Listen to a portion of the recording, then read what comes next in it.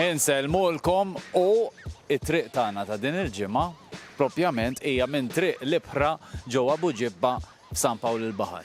Eżatt, issa aħna bdejna naħsbu li biex iktar naqblu mat-tema flok nitkellmu fuq proġetti u affarijiet għandhom x'jaqsmu mal-ħajt immorru nduru proġetti ta' infrastructure Malta li għandhom x'jaqsmu mal-baħar x'taħseb?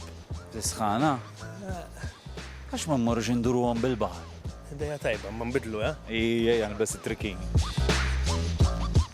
U kif għadna ħanduru daw il-proġetti bil-baħar.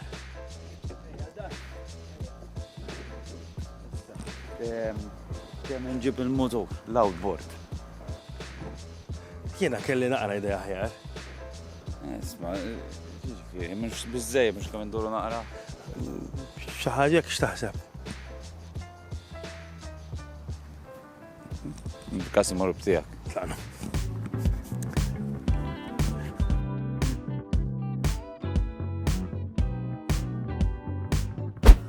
Uħdejna għandna iċ-champion renjanti, ġifieri s'issa ma ħadelek ħadd mhux hekk, Aron Ċantar tal-P1. V1, sa daw ma nafx x'inhu Da mhux ta' Malta tad-dinja ta'. Le tad-dinja qed ngħidu. Kampjonati qabel konna nsuq fil-Powerboat P1 World Championship, u mbagħad l-isem inbidel u ġie V1. Irbaħt 4 kampjonati fil-V1 u l-P1 u rbaħt kampjonat l-Amerika Key West.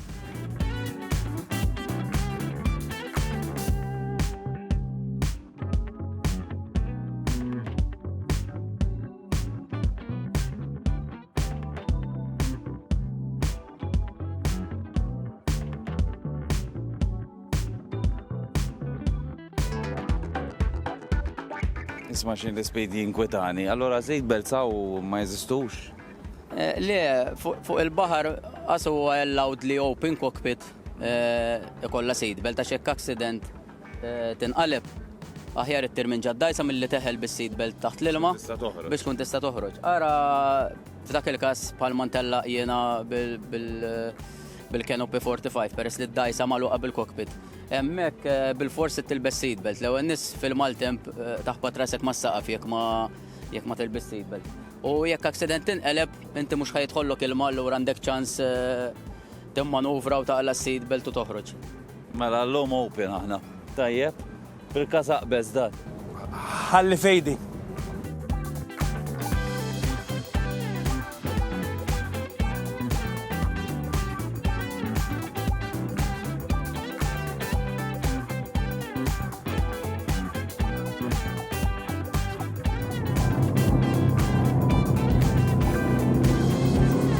Għattiħu kost? Ħafna. U għarajna, niftakar konna ġejna tajjeb rajni jibda dan il-proġett, hawnhekk ħajt joħroġ il-breakwater 110 metri biex jipproteġi propjament il-port ta' Marsaxlok mill-baħħ. Hemm żiemel qed jom. Hija, żiemel il-baħar. Le żiem fisser żiemel qed jom. Żiemel il-baħar, żgħunu żgħar Mhux ċaf jom. Iwieqaf dan, ħanispiċċaw. Insomma, wara li tlesta dan il-proġett, il-baħħara u s-sajjeda ta' Marsaxlok ikunu jistgħu igawdu il-baħar iktar kalm, ovvjament, għax se jkun hemm bħal dawk il-ġebel li hemm ġar. U żwiemel. Żwiemel, fejn tara stan. Ara vera hemm żiemel. U biex xiraqli fit-triq l-ibħra San Pawl il-Baħar inkellmu iċ-champion ta' Malta tad-dinja propja imma ċempjien tagħna tal-ibħra. Kif bdejt?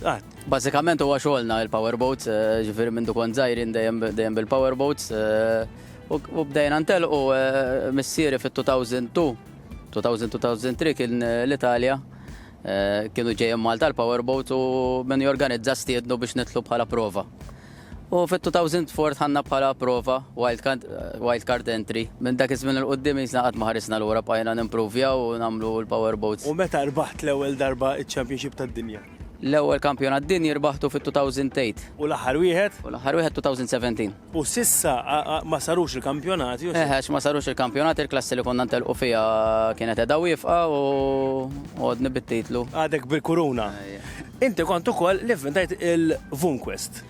Mill-esperjenza li għandi f'daw il-15 sena li n-nintella, xtaqt namel xi ħaġa li namel one design class. Xi ġifieri? Mela, il-VunQuest hija klassi id-dajes kollha l-istess. Ġifieri il-kapaċità ta' driver. Eżatt. U l-scroll għandihom. L-screwn u l-kapacità ta' driver. Il-magni kollha l-istess, il-boats kollha l-istess weight. U għamil din il-klassi għax nemmen li iktar ikollok timijiet interessati meta jkollok one design class, għax id-dajsa jkunu għamluha specifikament għal dik il-klassi.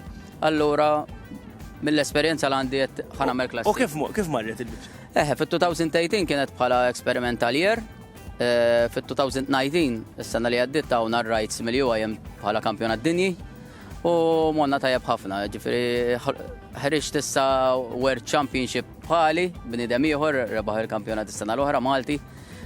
U hija xi ħaġa kbira li għalmenu mill-esperjenza li għandi lastajt nagħmel kampjonat biex ħadd ieħor ikun champion ukoll. Infrastructure Malta bniet il-mollijiet ta' fejn il-pitch tal-water polo u anka dan il-moll u diversi oħrajn qegħdin jinbnew bħalissa lej il-bajja ta' San Tumas.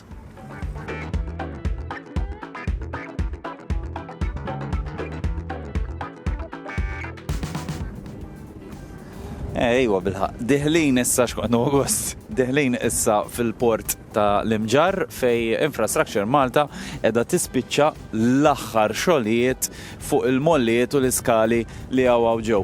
La darba jitlessa dan il-proġett, allura bil-puntuni l-ġodda li ħajkun hemm ikunu jistgħu joqogħdu mad-design biċċa tal-baħar oħra u hekk nkunu qed nikkuntentaw dawk id-dilettanti kif ukoll l-issajjieda li tant għandhom bżonn ikollhom fej jorbtu hawnhekk Għawdex.